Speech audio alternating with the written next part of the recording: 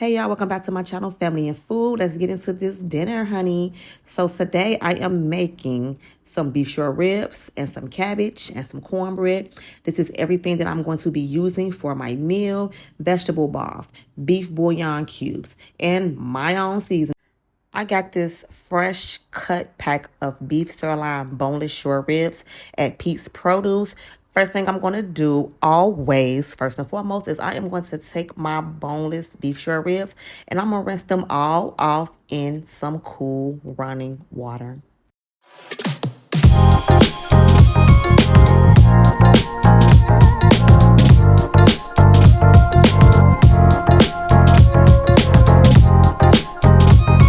Okay, so next I'm going to go ahead and take these beef short ribs and I'm going to chop them all up into like some medium-sized pieces. Not too thick, but also not too small. Just nice-sized medium pieces.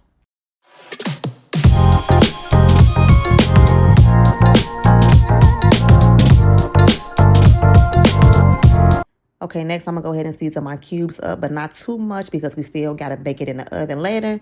So I'm going to go ahead and use some Nature's Morning seasoning, some onion powder, some garlic powder, salt, and pepper. Mix it up, get it well coated. I had already preheated my nonstick pan with some olive oil, and I put a couple of cloves of garlic up in there. I'm going to go ahead and lay these cubes down, and I'm going to let them sear on each side for about 4 minutes so they can get nice and crispy on each side before I put them up in the oven to bake in the beef broth and the beef bouillon.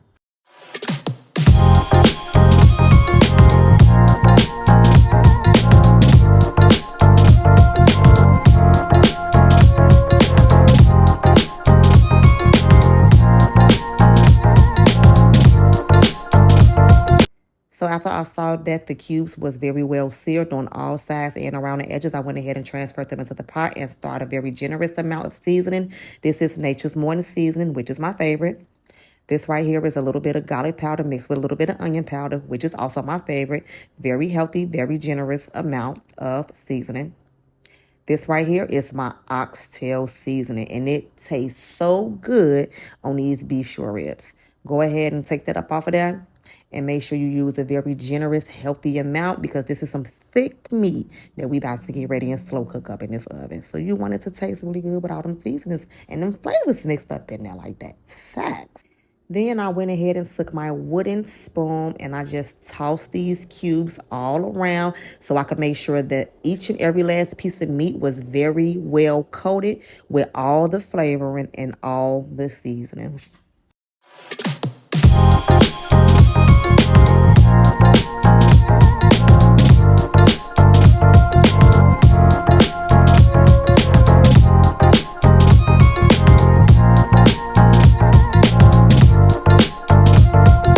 So now it's time I go ahead and add my vegetable broth. Now, the reason why I'm using vegetable broth is because I went to several stores, y'all, and they was out of beef broth.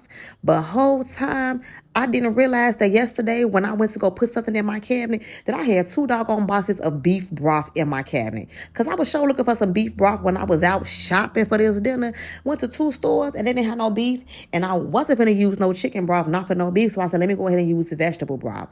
And whole time, I sure had some beef broth in my cabinet already. But that's okay because the vegetable broth did what it was supposed to do and gave what it was supposed to give. So I went ahead and put 2 boxes of vegetable broth inside this pot. And I'm going to go ahead and throw some of these beef bouillon cubes in there as well to give it an extra little zing and an extra little pizzazz right along with all the other flavoring and seasonings that I put in there right along with this vegetable broth.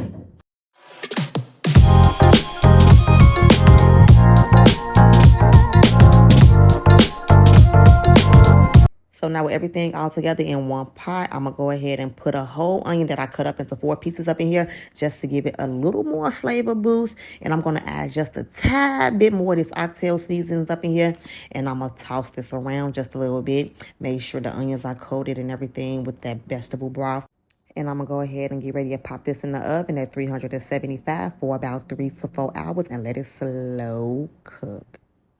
Meanwhile, While the ribs are in the oven, slow cooking for a little minute, I'm going to go ahead and chop up my vegetables, which is celery, onion, and carrots. I didn't put them in right away because it takes a while for beef short ribs to cook.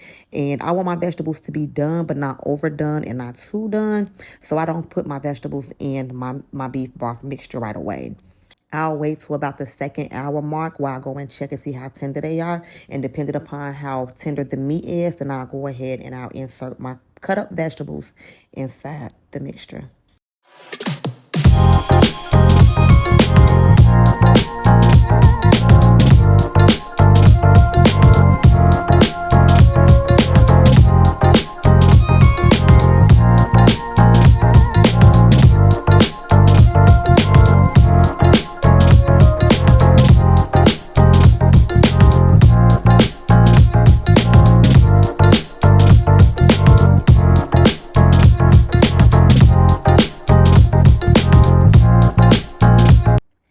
After I cut up my vegetables that I'm going to put into the pot with the beef short ribs, I'm going to go ahead and cut this cabbage. Now, this cabbage is fresh straight up out the ground and it had a lot of dirt on it.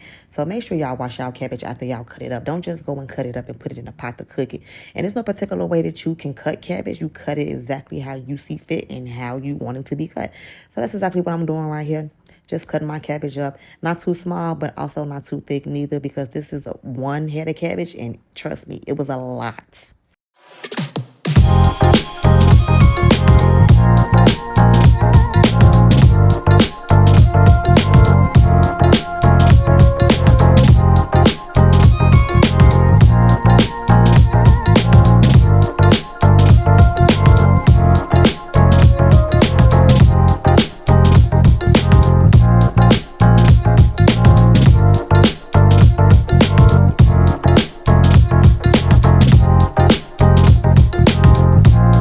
So now we at the 2 hour and 30-minute mark for these beef short ribs. I went ahead and took them out, added my vegetable mix.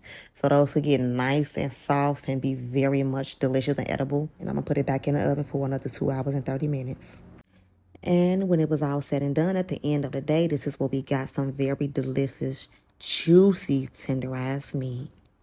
See my previous video for exactly how tender and delicious and succulent these beef short ribs were. Thank you guys for watching this video. I hope you enjoyed it. Until next time, bye.